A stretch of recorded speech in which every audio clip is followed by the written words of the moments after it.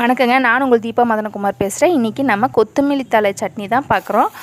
இது ரொம்ப டேஸ்டியாக இருக்குங்க. இது இட்லிக்கு, தோசைக்கு, சாப்பாட்டுக்கு எல்லாத்துக்குமே ரொம்ப நல்ல சைட் டிஷ்ஷு.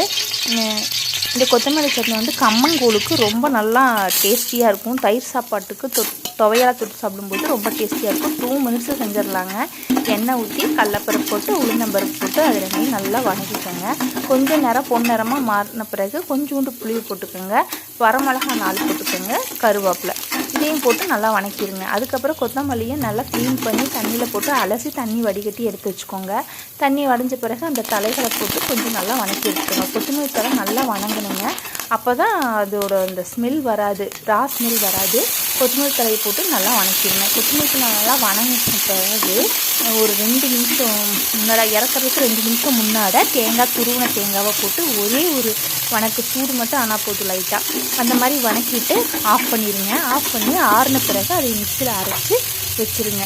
அவ்வளோதாங்க நம்ம கொத்தமல்லி சட்னி ரெடி. இதுக்கு ஒரு தாளிப்பு போட்டுடலாங்க. தாளிப்பு எந்த சட்னிக்குமே ஒரு தாளிப்பு போடும்போது அதோட டேஸ்ட்டு செம்ம அல்டிமேட்டாக இருக்குங்க.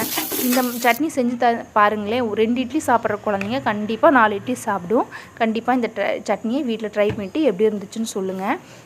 நம்ம ஒரு வானொலி எடுத்துகிட்டு அதில் நல்லெண்ணெய் ஊற்றி அதில் கடுகு நல்லா பொரிய விடுங்க. கடுகு பொரிஞ்சதுக்கப்புறம் கடலப்பருப்பு போட்டு வரமிளகா கருவேப்பிலை போட்டு நல்லா வதக்கிட்டு அடுப்பை ஆஃப் பண்ணும்போது பெருங்காயத்தூள், எல்ஜி பெருங்காயத்தூள் இருக்குங்க, அதை போட்டு ஆஃப் பண்ணிடுங்க. அது எல்ஜி பெருங்காயம் போட்டு வதக்க விடாதீங்க. ஆஃப் பண்ணிவிட்டு போடுங்க. பாருங்கள், நான் போட்ட அடுத்த நிமிஷம் அடுப்பை ஆஃப் பண்ணிடுவேன். ஆஃப் பண்ணிவிட்டு அதை எடுத்து அரைச்ச சட்னியில் போட்டு மிக்ஸ் பண்ணி பரிமாறுங்க. அவ்வளோதாங்க நம்ம கொத்தமல்லி சட்னி 2 மினிட்ஸில் ரெடி ஆயிடும். இந்த சட்னி வச்சு நீங்கள் தோசையோ இட்லியோ தயிர் சாப்பாட்டுக்கோ வச்சு கொடுங்களேன். குழந்தைங்க மாட்டேன்னு சொல்லவே மாட்டாங்க. வெரி ஹெல்தி ஃபுட்டுங்க. கண்டிப்பாக வீட்டில் ட்ரை பண்ணிவிட்டு எப்படி இருந்துச்சுன்னு சொல்லுங்கள்.